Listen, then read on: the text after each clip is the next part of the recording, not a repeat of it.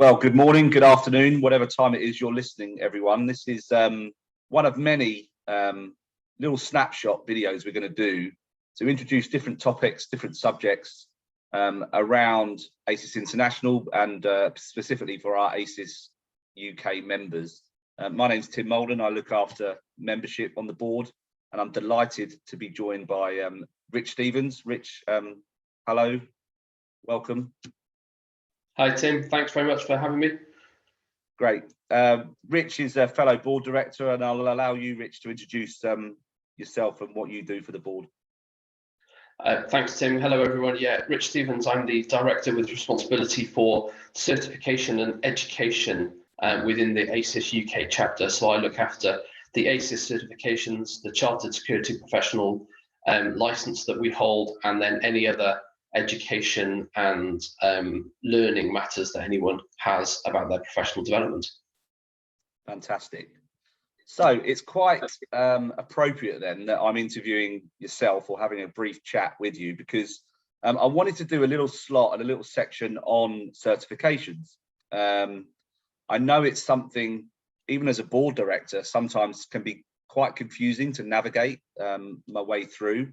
And I know pretty much every conversation I have with our members, at some point during that conversation, certifications definitely come up, whether they've achieved one or whether they're aspiring to achieve one. So just a few brief questions really, Rich, if you don't mind. So I guess straight off the bat, why an ASIS certification?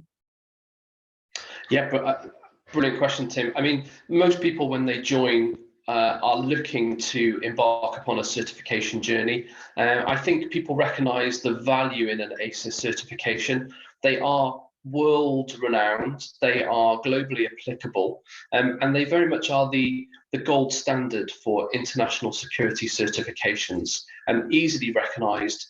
They're a mark of credibility, they're a mark of your professionalism and your competency. So I think when people look at their career profile and the investment that they're going to make in education and certification, then I think the ASIS certifications stand out from the crowd, because they are at that level slightly higher than other awarding bodies, and because they're globally recognised.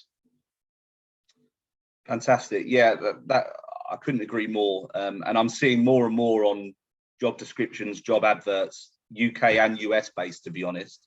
That it's becoming almost an essential criteria on a lot of the certainly senior security roles that are out there. Definitely. Thank you. So I guess if I was exploring an ASIS certification, which one would be right for me? Don't answer that. Don't answer that specifically for me. I just mean broadly, if I was looking at that for our members, what would be the right one?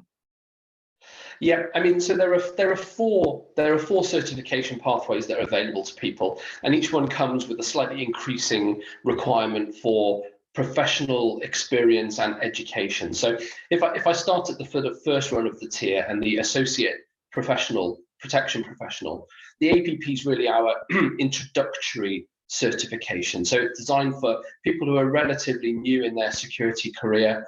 It's the first run on the ladder, and it gives them a broad awareness of the security industry, the security professional standards. And so you're looking for someone that's maybe got 1 to 4 years worth of experience in the industry, maybe as someone that's aspiring to a sort of junior leadership, junior management position. The one that a lot of people sort of use as their way into certification is the PSP, or the Physical Security Professional. It's such a core integral part of what we deliver to our organisations as security professionals that most people are sort of aware of that one. And that's really your specialist physical security course of certification. There, because you're looking to sort of design, deliver, and implement physical security solutions, the criteria for joining that certification program is slightly higher. So you're generally looking for someone with some form of sort of higher education, so secondary school or tertiary college education, and probably someone with 5 years experience in the industry, just because they need that sort of that exposure to the industry to be able to apply for the certification. And then the sort of the crowning certification we have is the CPP, the Certified Protection Professional, and I think this is very much designed at your leadership cohort. So these are our security leaders that are looking to sort of certify, to demonstrate their competency in a range of security functions and specializations.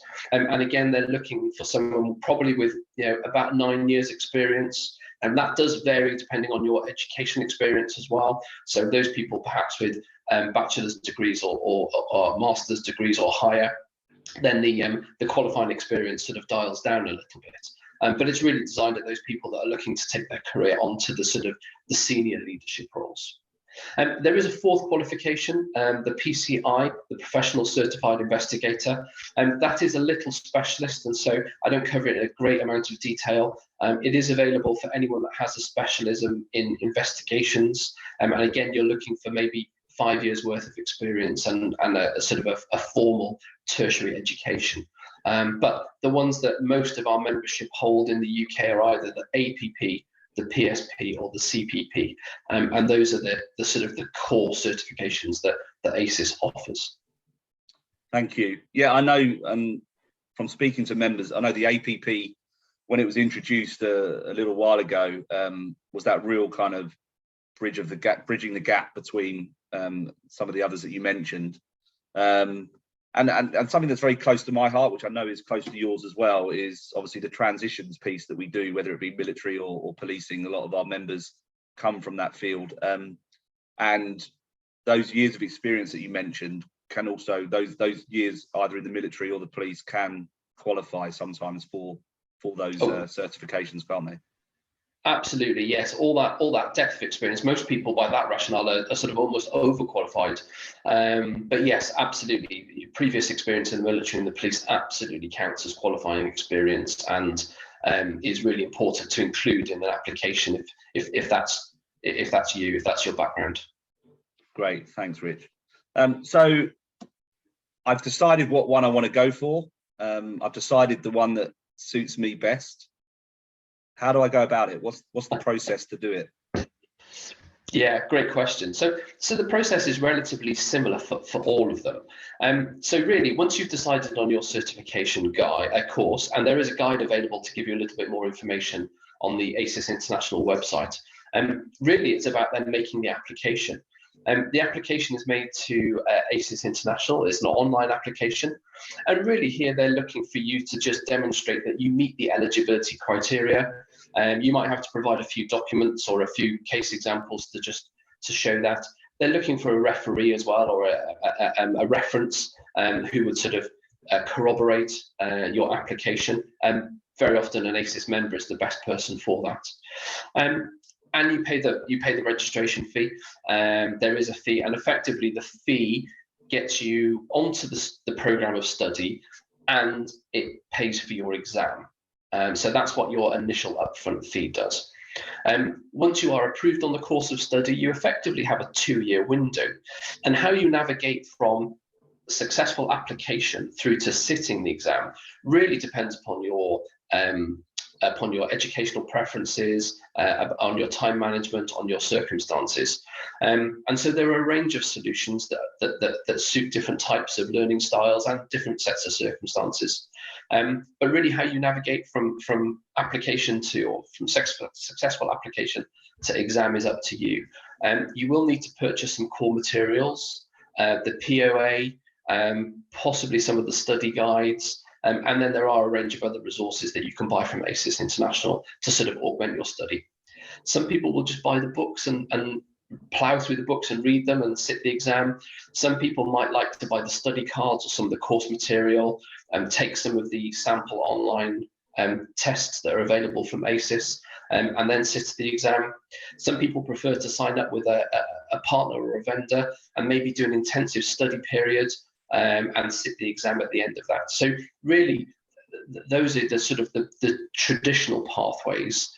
There are some online study groups that are available as well, and you might find that there are small groups of people who are all studying for their same certification at about the same time that also form an informal sort of study group to help each other.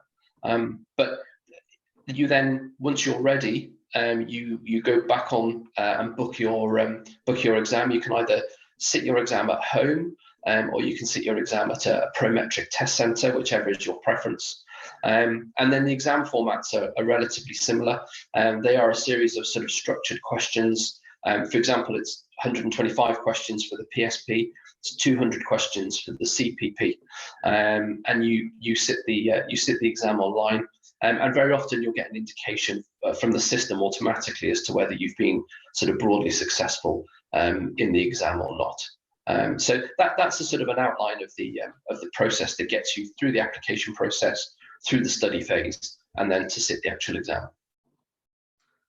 Wow, great. Thank you, Rich. That's been really helpful.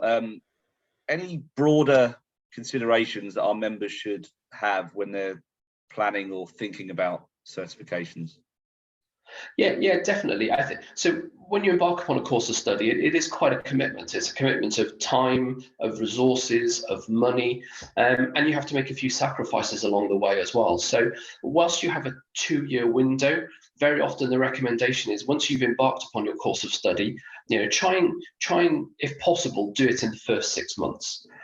Because that's when you're at your highest point of motivation. You want to get on with the study, you're engaged in the process. But just be aware that life does get in the way. We all have day jobs, we all have family commitments, and it's always a balance. And the students I talk to always talk about that sort of the tension between you've paid for the course, you want to get value for money, you've got to buy some additional resources, and that will generally, if your company's not paying, that comes out of your pocket. Study time, you have to commit to it, which takes away from sort of family time and family commitment. So it is a great thing to do, and I'd highly recommend it to everyone. But going into the process, you do need to be aware that there are a few financial commitments and there are a few sort of time sacrifices that students encounter. However, at the end of that process, you get a great certification. You have the professional satisfaction and recognition of success. And actually, for many people, it's the accelerator onto the next stage of their career. So I view it very much as an investment. It's something you do to take the next step in your career, and hopefully that brings you additional rewards and compensation for the investment you've made. And the final thing I would do just share with students as well and studiers is that there is a CPE requirement. So every 3 years, you need to recertify. And that's just a process of collecting the CPE points through the course of the 3 years. You submit them online to your ASIS online CPE account. And that allows you to then keep current with the latest trends in the industry and make sure that your certification is up to date. Fantastic. Thanks, Rich. I would just add as well that I would always recommend having that transparent, honest conversation with your employer. It's not all about finances. As I say, some employers, for good reason, won't be able to finance the certification, but they might be able to afford you time to do that study and be supportive in that way. So yeah, I would always recommend having that conversation with your employer that you want to improve, you want to develop yourself. And this is the pathway that you've chosen to do that. So yeah, fantastic. Listen, I've taken up enough of your time. As you mentioned, we've all got day jobs to get on with, but I really appreciate your time this morning, Rich. And yeah, if any members have any further questions, then please, I encourage you to reach out to Rich directly. Our details are on our UK website, asis.org. And please go on there and contact any of us, but particularly around certifications, reach out to Rich, because he'd be more than happy to help you. Thanks very much. Definitely. Absolute pleasure, Tim. Thanks for the time, and good luck to anyone that's thinking about applying for a certification. You won't regret it. Great. Take care. Cheers.